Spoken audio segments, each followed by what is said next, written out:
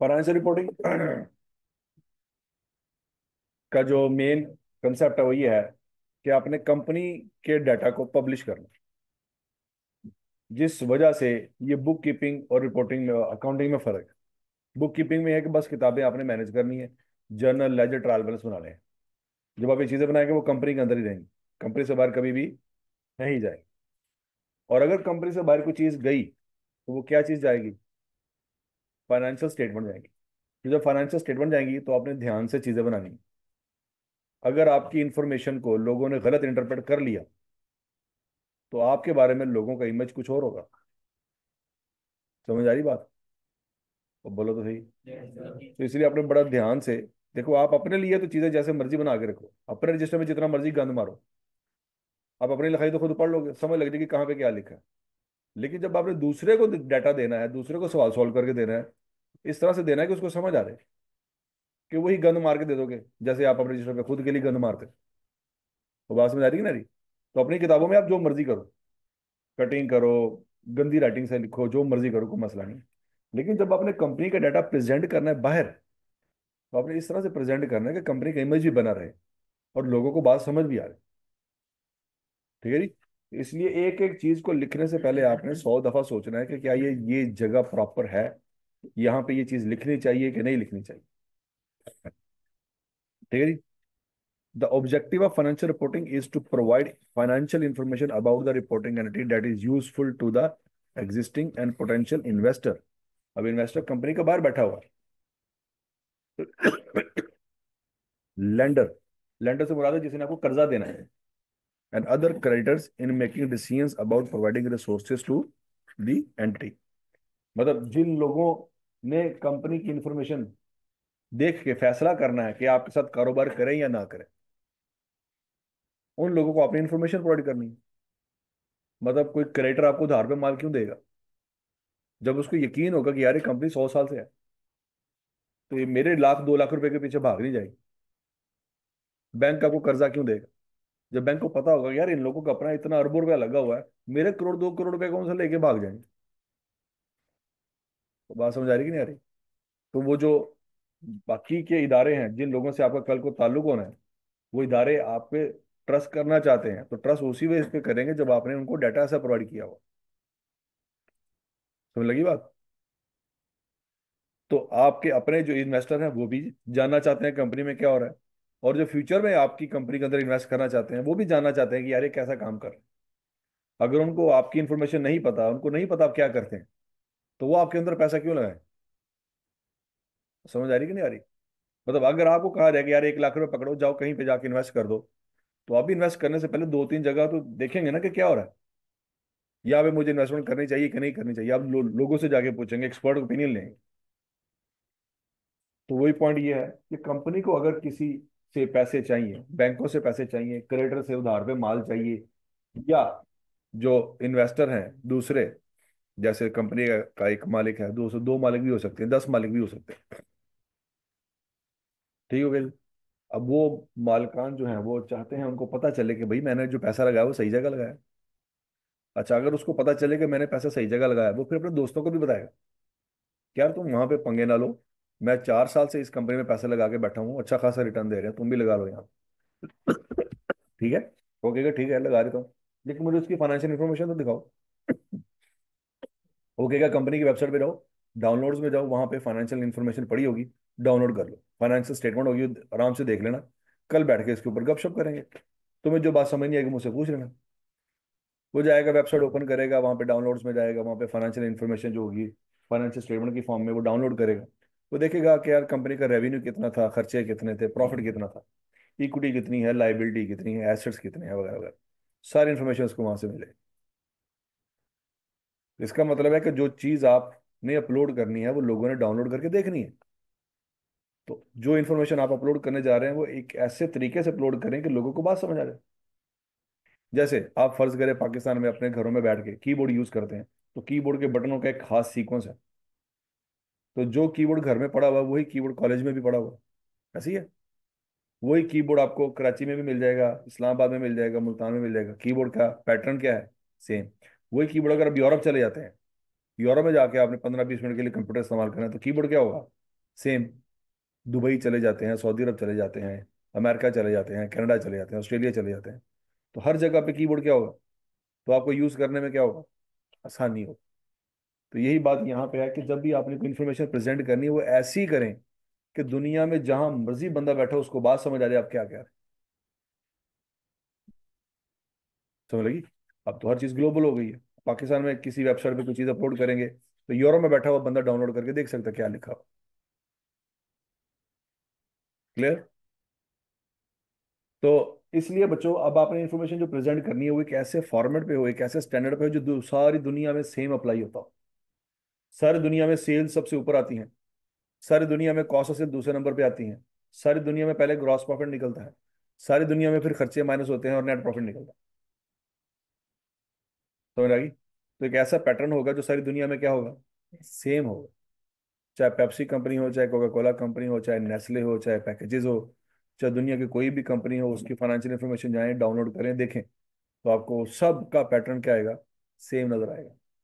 क्यों? एक financial statement आपने समझ ली, अब दुनिया की कोई भी कंपनी उठाएं, फाइनेंशियल डाउनलोड करें देखें तो आपको पैटर्न उसका सेम नजर आएगा। अब आपको किसी भी कंपनी का डाटा समझने में मसला नहीं आएगा। समझ लगी? तो लिहाजा इसका मतलब ये है फिर कोई एक इदारा ऐसा है जो तमाम कंपनियों को बताता है कि सेल कहाँ लिखनी है, कॉस्ट ऑफ सेल कहाँ लिखनी है, ग्रॉस प्रॉफिट में से कौन सी चीजें माइनस होंगी, कौन सी चीजें माइनस नहीं होंगी, एसेट्स में से लैंड और बिल्डिंग सबसे ऊपर आएंगे और कैश सबसे नीचे आएगा। कोई एक इदारा ऐसा ऐसा है जो इन सबको गाइड कर। अगर वो इदारा ना हो, हर कंपनी अपनी अपनी मर्जी करे, तो कोई कंपनी कैश सबसे ऊपर लिखेगी, लैंड और बिल्डिंग सबसे नीचे लिखेगी, कोई कंपनी लैंड और बिल्डिंग सबसे ऊपर लिखेगी, कैश सबसे नीचे लिखेगी। तो इस तरह से तो लोग कंफ्यूज ही होते रहेंगे, यार उसकी फाइनेंशियल स्टेटमेंट में कैश सबसे ऊपर था, इसकी फाइनेंशियल में कैश सबसे नीचे है। समझ आ रही है?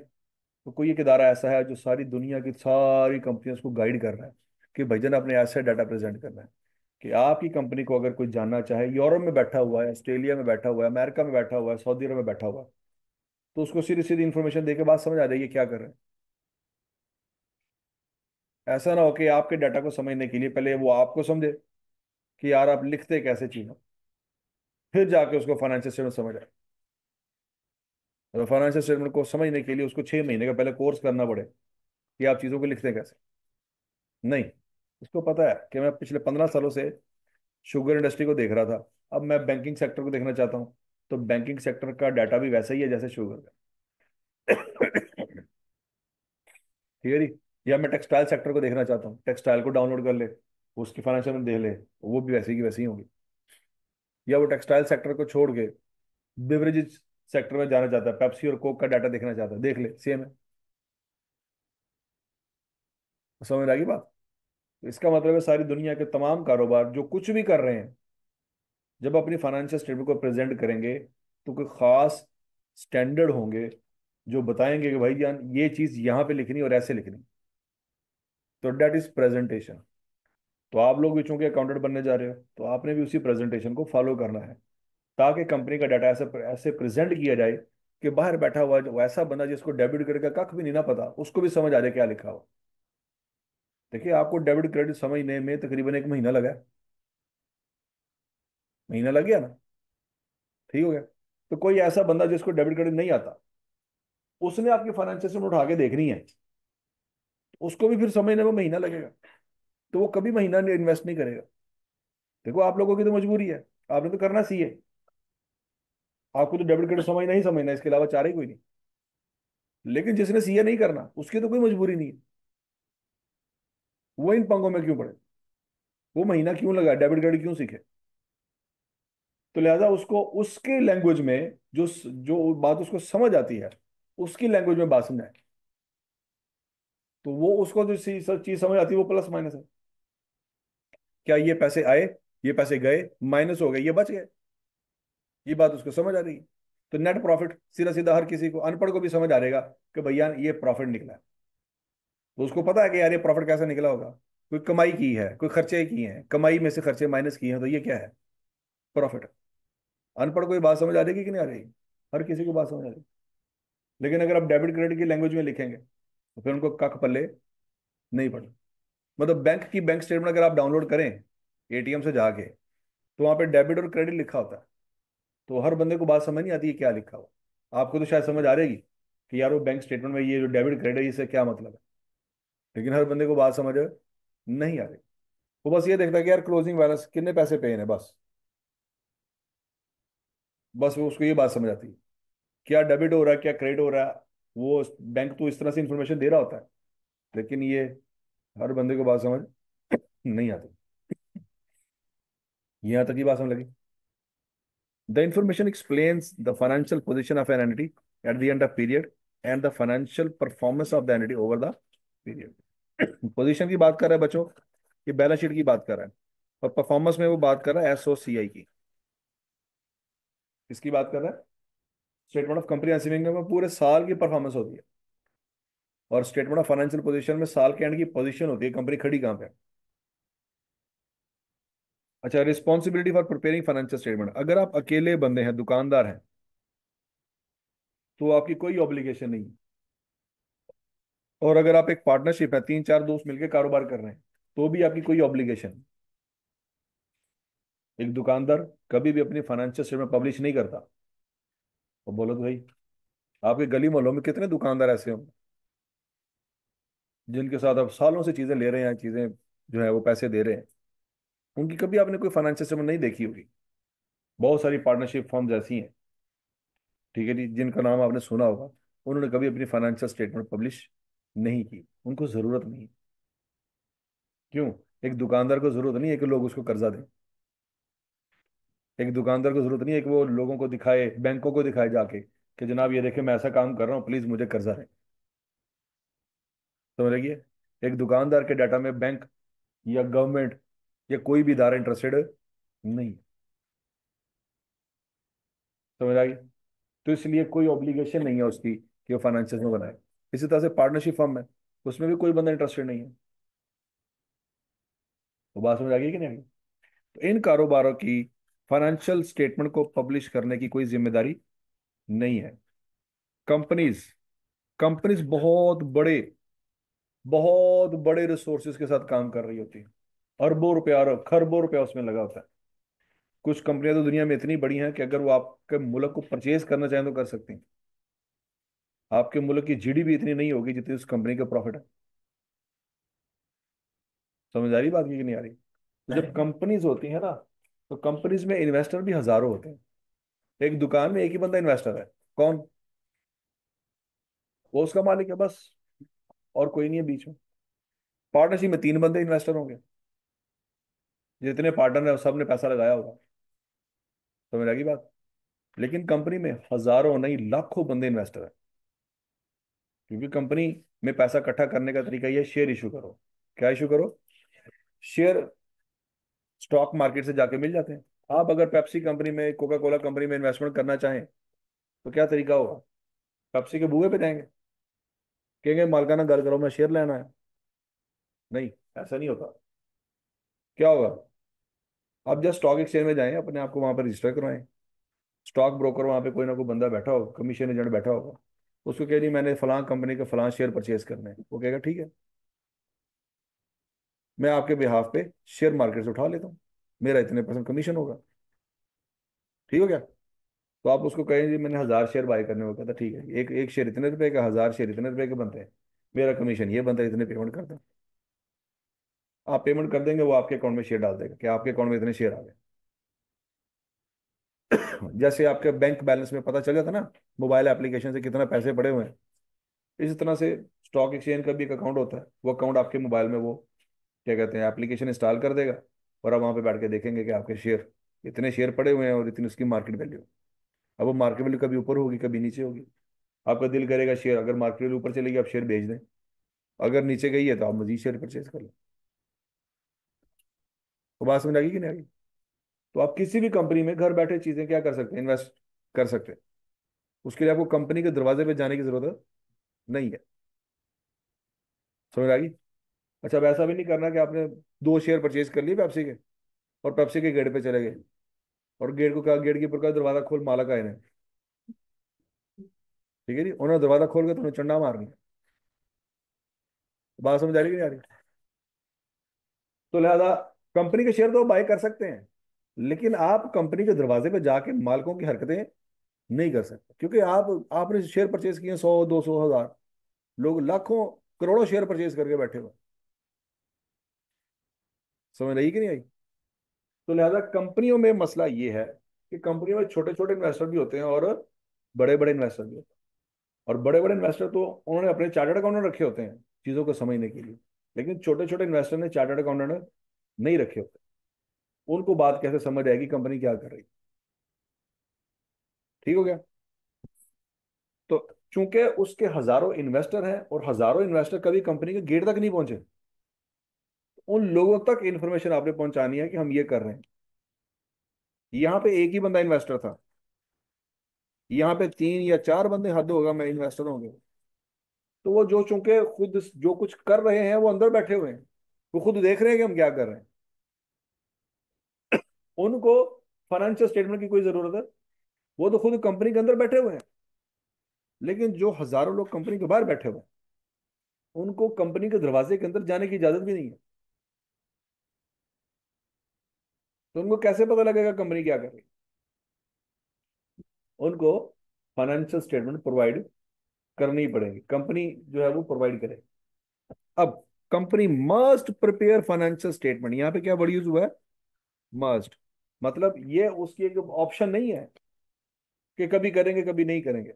नहीं, हर साल उसको फाइनेंशियल स्टेटमेंट प्रोवाइड करनी पड़ेगी। अगर वह नहीं करेगी, उस कंपनी के ऊपर केस हो सकता है, कंपनी बंद हो सकती है। और समझ आ गई बात?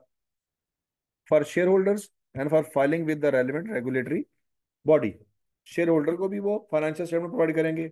और जो security and exchange commission of Pakistan है, SECP, उसको भी उन्होंने फाइनेंशियल स्टेटमेंट प्रोवाइड करनी होती है। रजिस्ट्रार होता है एक, कंपनीज का रजिस्ट्रार होता है, उसको भी फाइनेंशियल स्टेटमेंट प्रोवाइड करनी होती है। ठीक है जी? 5 5 कापियां दोनों को देनी पड़ती है। It is the responsibility of the directors to ensure that this is done. Company में सबसे ऊपर जो बंदे बैठे होते हैं, जो कंपनी को चला रहे होते हैं, वो डायरेक्टर होते हैं। कौन होते हैं? डायरेक्टर होते हैं। Usually the work is delegated to employees. देखो, सबसे ऊपर कंपनी में होते हैं 3 बेसिकली कम पार्टियां हैं कंपनी में। सबसे ऊपर बैठे होते हैं डायरेक्टर, लेकिन डायरेक्टर मालिक नहीं होते कंपनी। डायरेक्टर कंपनी का मालिक नहीं होते। शेयर होल्डर कंपनी का मालिक होते हैं। लेकिन मसला ये है कि शेयर होल्डर तो कोई भी हो सकता है। शेयर होल्डर तो आप में से भी कोई और लोग हो सकते हैं। अब आपने अगर कंपनी के शेयर बाय कर लिए हैं, तो क्या आप इसका मतलब यह है कि आप कंपनी चला सकते हैं? नहीं। आप कंपनी में पैसा इन्वेस्ट कर दिया आपने, ओके, आपके पास शेयर पड़े हुए हैं, ओके, लेकिन इसका मतलब ये नहीं कि आप कंपनी चला सकते। तो कंपनी चलाने के लिए और स्किल चाहिए, पैसा होना काफी नहीं है। बात समझ लगी कि नहीं लगी? आपके पास पैसे हैं, कंपनी में इन्वेस्ट कर दिए, ओके, आपको कंपनी चलानी नहीं आती, तो आप खुद कंपनी चलाएंगे तो कंपनी डूब जाएगी। तो कंपनी चलाने वाले लोग कोई और हैं और कंपनी में पैसा लगाने वाले लोग कोई और हैं। अब ये हमेशा देखेंगे कि ये बंदे एक्सपर्ट हैं। हम एक्सपर्ट नहीं है, लेकिन ये बंदे एक्सपर्ट हैं। लेकिन ये बंदे हमें सही इन्फॉर्मेशन देंगे कि नहीं देंगे, पता नहीं। शेयर होल्डर को हमेशा लगेगा कि डायरेक्टर फ्रॉडी है। हमें तो कख आता नहीं, इनको आता है, लेकिन इनको ये भी पता है कि हमें कख नहीं आता। तो ये जो मर्जी बताते हैं। नहीं समझ लगी?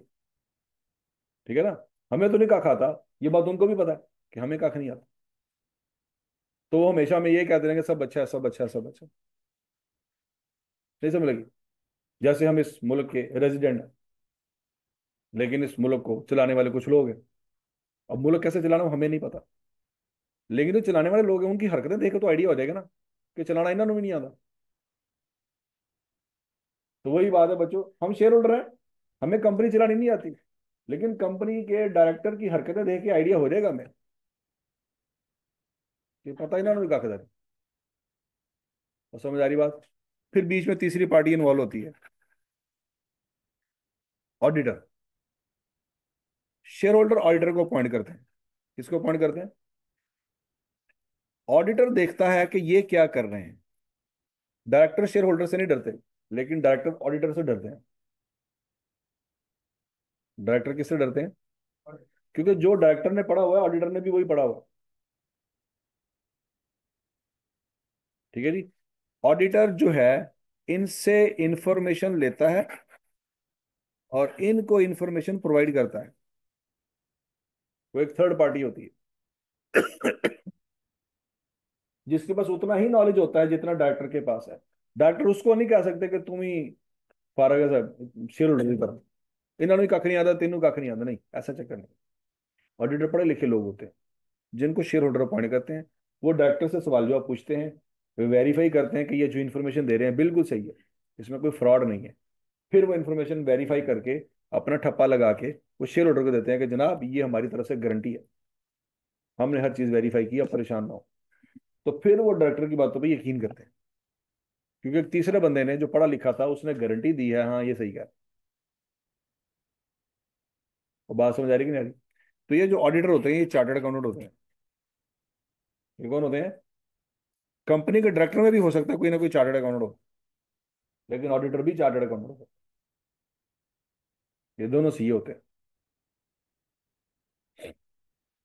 समझ लगी कि नहीं लगी? तो लिहाजा ये चार्टर्ड अकाउंटेंट कंपनी से इंफॉर्मेशन लेते हैं, वेरीफाई करते हैं सही है या गलत है। फिर वो शेयर होल्डर को बताते हैं कि यार तसल्ली रखें, हमने हर चीज चेक की है, ऐसा कोई मसला नहीं है। आपको नजर आता है वो फ्रॉडी हैं, ठीक है, शक्लें उनकी ऐसी ही होंगी, लेकिन कम से कम इंफॉर्मेशन की हद तक हमने हर चीज वेरीफाई की है, ऐसी नहीं। और समझ आ गई बात? तो बच्चों, इसलिए शेयर होल्डर का सीए करना जरूरी नहीं है, लेकिन एक सीए का डाटा को वेरीफाई करना जरूरी है। तो पाकिस्तान में ये पावर कि आपने कंपनीज को जाके इन्वेस्टिगेट करना है, चेक करना है कि वो डाटा सही दे रहे हैं या गलत दे रहे हैं, ये पावर किसके पास है? आवाज नहीं आई? ये सीए के पास। तो आप किसी कंपनी का डाटा चेक भी कर सकते हैं और कंपनी में एज ए डायरेक्टर अपॉइंट भी हो सकते हैं। ठीक है जी। कंपनी में डायरेक्टर्स के साथ एक रोल होता है सीएफओ, वो एक चार्टर्ड अकाउंटेंट होता है। कौन होता है? वो सीए होता है। और ऑडिटर तो होते ही सीए है। ऑडिटर में सीए के अलावा कोई नहीं हो सकता। कंपनी के डायरेक्टर में एक बंदा मस्ट सीए होना चाहिए। ज्यादा हो तो ठीक है, लेकिन एक बंदा कम से कम होना चाहिए, और वो सीएफओ की सीट पे बैठा होगा, चीफ फाइनेंशियल ऑफिसर। समझ लगी जी? एससीसीपी में भी सीए होते हैं, रजिस्ट्रार भी सीए होता है। ठीक है जी। तो आई कैप ने आप लोगों के लिए कई नौकरियां ओपन करके रखी हुई हैं कि आप सीए क्वालिफाई करें, एससीसीपी में जाके काम करना है एससीसीपी में कर लें, एज ए रजिस्ट्रार करना है वो कर लें, ऑडिटर के तौर पे काम करना है वो कर लें, कंपनी में डायरेक्टर लगना है वो भी आप कर सकते हैं। ठीक है जी। तो आई कैप ने आपकी रोजी रोटी का बंदोबस्त किया हुआ है, और इन पोस्टों में सिवाय सीए के और कोई नहीं बैठ सकता। सिवाय सीए के, मतलब बाकियों की रोजी रोटी बंद की हुई आई कैप, आपकी ओपन की हुई कि सिर्फ तुसी बह सकते हो। तो बात समझ आ रही कि नहीं आ रही? अच्छा जी। Regulation for preparing financial statements. अब जब आपने फाइनेंशियल स्टेटमेंट बनानी है ना, तो बच्चों उसमें फिर कोई लॉ आ जाएंगे। क्या आ जाएंगे? जिसको कानून आ जाएंगे, जिसको फॉलो करना होगा। सोल ट्रेडर और पार्टनरशिप के बारे में तो हमने पढ़ लिया कि यहाँ पे कोई एप्लीकेशन नहीं है, लेकिन कंपनी में फाइनेंशियल बनाने की रिस्पॉन्सिबिलिटी है। यहाँ पे लिखा भी हुआ है, financial statement of a company are prepared for the shareholders of the company. Shareholder वो लोग होते हैं जो अनपढ़ होते हैं। क्या होते हैं? अनपढ़ होते हैं। And are usually subject to audit. Subject to audit का मतलब क्या है? कि उन फाइनेंशियल स्टेटमेंट का एनालिसिस होगा, इन्वेस्टिगेशन होगा। Audit is the examination of financial statement by an independent expert who express an opinion as to whether they are fairly presented, show a true and fair view। ठीक है जी। वो कहता है कि financial statement का examination होता है। करता कौन है? Chartered accountant. क्या करता है? वो सारी चीजें चेक करने के बाद कहता है कि ये फाइनेंशियल में बिल्कुल ट्रू एंड फेयर व्यू दे रही है, जो है वैसा ही लिखा हुआ है। समझ आ गई बात? Company law require that financial statement are filed with the government agency. अब कंपनी लॉ एक लॉ है पाकिस्तान का। हर मुल्क का अपना एक कंपनी लॉ है। इंडिया का अलहदा है, पाकिस्तान का अलहदा है, बांग्लादेश का अलहदा है। ठीक है, यूरोप में तमाम मुल्कों का अपना अपना कंपनी लॉ है, जो हर मुल्क के अपने कवानीन को फॉलो करके बनाया गया है कि हमारे मुल्क में ये चीजें होती हैं, तो ये चीजें चेक की जाएंगी। बात समझ लीजिए। फॉर एग्जाम्पल पाकिस्तान में जो है कंपनीज के ऊपर ये देखा जाता है कि इसने ज़कात दी है कि नहीं दी। लेकिन ये ज़कात वाली स्टोरी पाकिस्तान में तो ठीक है, बांग्लादेश में भी ठीक होगी, लेकिन इंडिया में रेगुलेटरी रिक्वायरमेंट नहीं होगी। ऑस्ट्रेलिया में ये रिक्वायरमेंट नहीं होगी। यूरोप में ये रिक्वायरमेंट नहीं होगी। समझ लगी बात? तो किसी कंपनी लॉ में ज़कात की बात है, किसी में नहीं है। तो वो हर मुल्क के हिसाब से है कि इस मुल्क में ये चीजें होती हैं, तो इसको चेक किया जाए। और नहीं समझ लगी बात? Where they can be assessed and read by any member of the general public. तो जनरल पब्लिक में अनपढ़ लोग भी हो सकते हैं, पढ़े लिखे भी हो सकते हैं। तो आपने फाइनेंशियल में ऐसी बनानी है कि जनरल लोगों को बात समझ आए। आप ऐसी बात करें कि समोसे पकौड़े बनाने वाले बंदे को भी बात समझ आ जाए आप क्या कह रहे हैं। ठीक है जी। अगर आप समोसे पकौड़े वाले को ये कहेंगे कि यार फर्नीचर बाय किया, फर्नीचर डेबिट कैश क्रेडिट, तो आपको मुंह देखता रहेगा की कह रहे हैं। तो उसके बाद तो समझ नहीं आ रही। आप अपनी तरफ से साइंसदान बन गए बात करके, लेकिन कोई तीसरा बंदा खड़ा होगा ना, वो आपको बेवकूफ समझेगा। कह रहे कैसा जाहिल बंदा है, उर्दू स्पीकिंग है, उर्दू ये भी बोल रहा है, वो उर्दू समझ सकता है, इसके बावजूद इसे ऐसी लैंग्वेज इसने बात की है जो उसको समझ नहीं आ रही। तो कसूर उसका नहीं है, ये पढ़ा लिखा होकर अनपढ़ों जैसी हरकतें कर रहा है। नहीं बात सुन रही? आप शहरों में रहते हैं, आपको उर्दू बोलनी आती है, अंग्रेजी बोलनी आती है। अब आप गाँव में जाके अनपढ़ लोगों के सामने बैठ के अंग्रेजी झाड़ेंगे, तो इसमें उनकी बेइज्जती नहीं है, आपकी बेइज्जती है। आप चवले मार रहे हैं। वो क्लियर है? अब कोई चाइनीज बंदा आके आपके साथ वही हरकत करे तो आपको कैसी लगे? ਉਹਦਾ कहना ਤੁਹਾਡੇ सामने बैठ के चाइनीज बोलता रहे, तो बाद चो लानता भेजे ਤੁਹਾਡੇ ਤੇ, ਤੁਸੀਂ चाइनीज नहीं सीखी, इन्ने ਵੱਡੇ हो गए। तो आपको लगेगा यार हमारी जिम्मेदारी नहीं थी चाइनीज सीखना। तू साढ़े को आके चाइनीज बोल के क्या रोब चाड़ना है? तो यही हरकतें आप गाँव में जाके बुजुर्गों के साथ जो सिर्फ पंजाबी बोलते हैं, जो उर्दू भी सही तरह से नहीं बोलते, आप उनके साथ वही हरकतें करेंगे तो वही है, चाइनीज वाली हरकतें आप बाबा आप कर रहे हैं। समझ लगी कि नहीं लगी? तो कम्युनिकेशन ये नहीं है कि आपको एक चीज आती है तो आप सारी दुनिया पे जाके रोब झाड़ना शुरू कर दो। आप उस लैंग्वेज में बात करें जिसमें अगले बंदे को बात समझ आ जाए, वरना अपना मुंह बंद रखें। अगर आपको पता है कि आप ऐसी बात करने जा रहे हैं जो अगले बंदे को समझ नहीं आएगी, तो इसमें याद रखें आप आपकी बेइज्जती है, उस बंदे का कुछ नहीं जाना।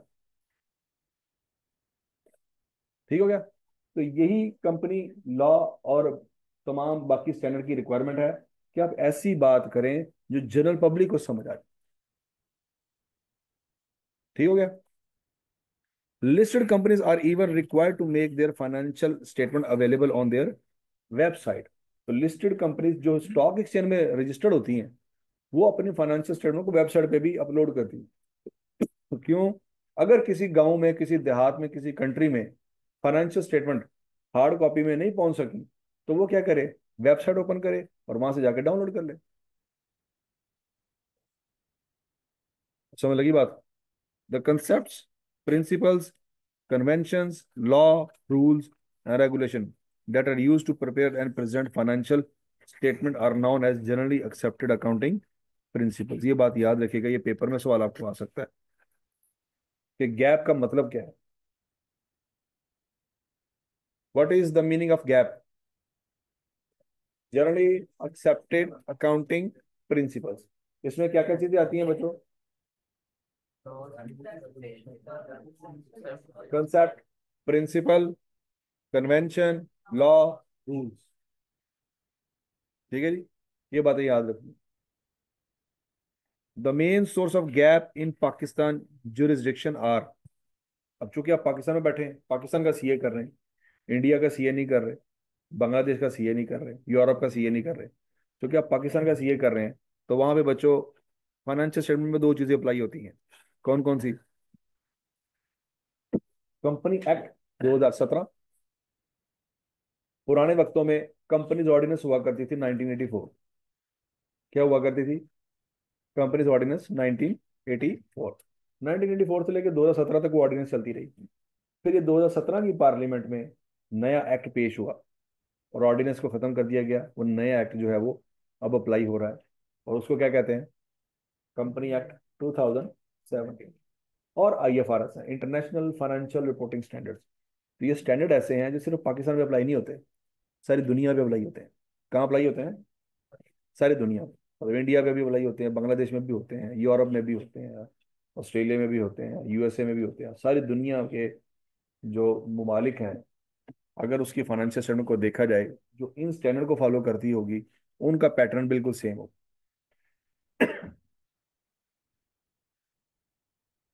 तो समझ लगी बात? The accounting profession has developed a large number of regulations and codes of practices that professional accountant are required to use when preparing financial statements. For example code of ethics है।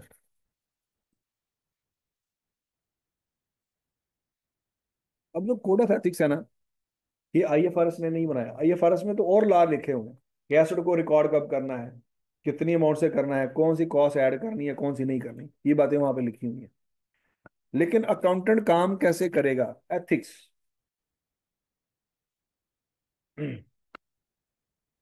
तो ये एथिक्स पे working हर मुल्क ने अपनी लहरा रखी हुई। हर मुल्क के एथिक्स में फर्क होता है। और समझ आ रही बात कि नहीं आ रही? ठीक है जी। मतलब जापान में अगले बंदे को सलाम करना हो तो लोग रुकू में जाते हैं कि भाई हम आपको रिस्पेक्ट दे रहे हैं। लेकिन पाकिस्तान में ऐसी हरकत कोई नहीं करता। और समझ आ रही कि नहीं आ रही? तो एथिक्स में फर्क है, हर कंट्री के अपने रिवाज हैं जिसको देखना पड़ता है कि यार यहाँ पे ये रिवाज। तो कोड ऑफ एथिक्स डेवलप किए गए हैं कि भाई एक अकाउंटेंट को ये होना चाहिए, एक अकाउंटेंट को ये करना चाहिए।